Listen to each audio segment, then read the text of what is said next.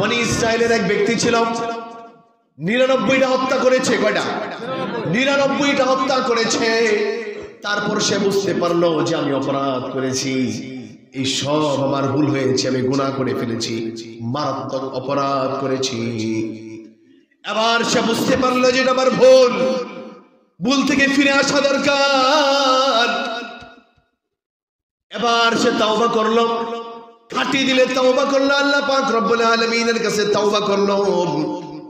তার তাওবা আল্লাহ পাক রব্বুল আলামিন কবুল করেছেন।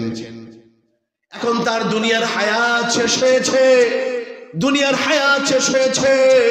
নেক আমল করার পর সে নেককার দেশে চিন্তা করলো আমি এই এলাকায় থাকবো না, আমি আমার নিজের এলাকায় থাকবো না, মানুষ আমার মুখে চুনকালি দেয়, আমি তো 99টা হত্যা করেছি, কত জঘন্য কাজ করেছি, আমি আমার এলাকায় থাকতে চাই না। নেককার মুত্তাকি পরহেজগার ব্যক্তিরা যে এলাকায় থাকে সেই এলাকায় আমি চলে যেতে চাই। সাহাবায়ে কেরাম যেমন মক্কা থেকে হিজরত করে কোথায় গিয়েছিলেন? মদিনায় চলে গেছেন। মক্কায় কিন্তু আপনজন ছিল, রক্তের লোকজন ছিল, তাদের নির্যাতনের কারণে, নিপীড়নের কারণে মক্কায় আর থাকতে পারে না, হিজরত করে মদিনায় চলে গেছে। তখন সেই ব্যক্তি চিন্তা করলো এতগুলো হত্যা করলাম, মানুষ আমাকে গালমন্দ করে, আমি আর আমার এলাকায় থাকতে চাই না, নেককারদের এলাকায় চলে যাব। ঘর থেকে বের হয়েছে, মাঝপথে এখনো পর্যন্ত যায় নাই। একদিকে নেককারদের এলাকা, একদিকে বদকারদের এলাকা। এখনো পর্যন্ত নেককারদের এলাকার অর্ধেকও যাওয়া হয় নাই, বদকারদের এলাকার কাছাকাছি রয়ে গেছে। ঠিক এই মুহূর্তে ফেরেশতারা চলে আসছে, নেককার ফেরেশতারা চলে আসছে, আর যারা বদকার জানগুলো কবজ করে সেই ফেরেশতারাও চলে আসছে। দুই ধরনের ফেরেশতা চলে আসছে, দুই গ্রুপের ফেরেশতা চলে আসছে তার জান কবজ করবে। এবার তার জান কারা কবজ করবে? যেই ফেরেশতারা নেককার লোকদের জান কবজ করে তারা করবে না, বদকার লোকদের জান কবজ করে যারা তারা করবে। এবার দুই দলের মধ্যে লেগে গেছে মাঝামাঝি, তর্কাতর্কি লেগে গেল। এবার আল্লাহ পাক রব্বুল আলামিন ফয়সালা দিয়ে দিয়েছেন, ওই ব্যক্তি যেইখানে দাঁড়িয়ে আছে তার থেকে মাপ দেও।